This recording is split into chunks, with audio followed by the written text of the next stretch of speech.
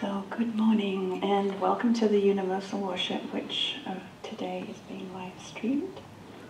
So hopefully we will have people all over the world joining in. And so I'm just going to give a little explanation about the Universal Worship service.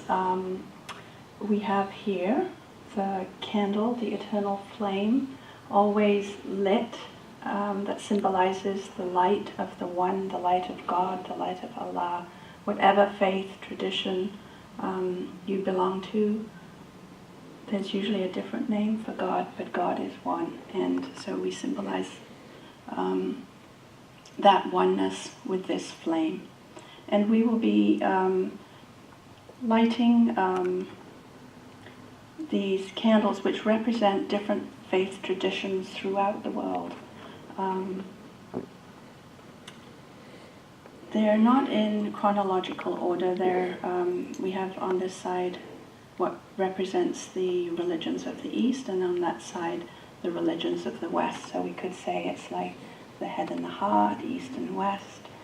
And this service aims to bring these religions into balance, into harmony, into respect for one another.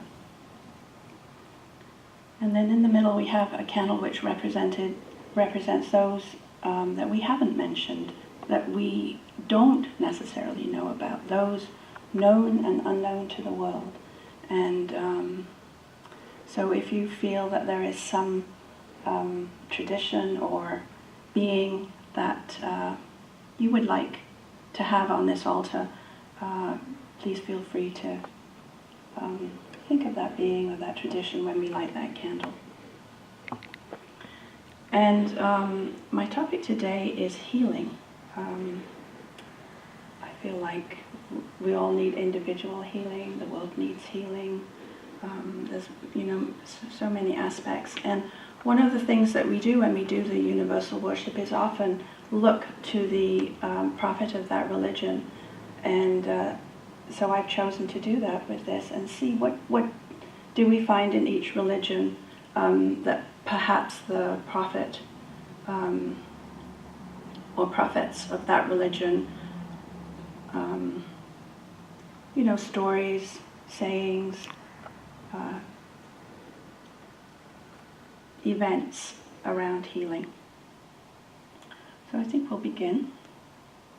And if you'll join me in the invocation.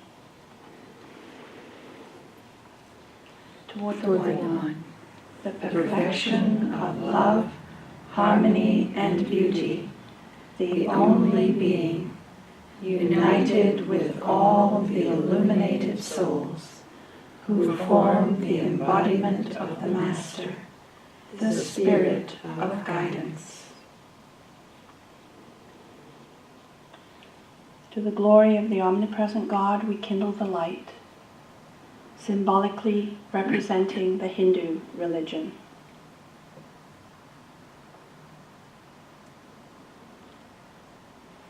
To the glory of the omnipresent God, we kindle the light, symbolically representing the Buddhist religion. To the glory of the omnipresent God, we kindle the light, symbolically representing the Zoroastrian religion.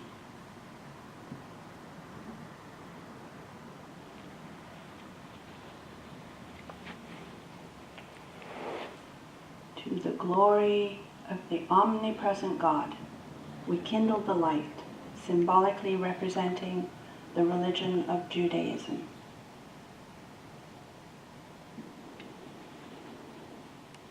To the glory of the omnipresent God, we kindle the light, symbolically representing the religion of Christianity.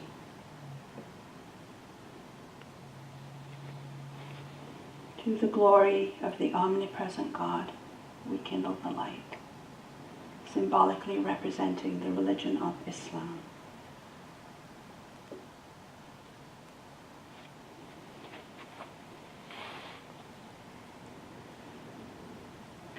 To the glory of the omnipresent God, we kindle the light, symbolically representing all those, whether known or unknown to the world, who have held aloft the light of truth amidst the darkness of human ignorance.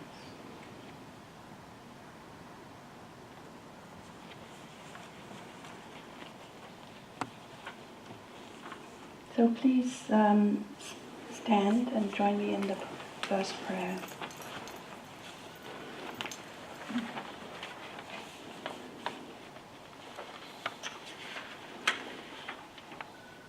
Praise be to Thee, most supreme God, omnipotent, omnipresent, all-pervading, the only being. Take us in Thy parental arms, raise us from the denseness of the earth. Thy beauty do we worship, and to Thee do we give willing surrender.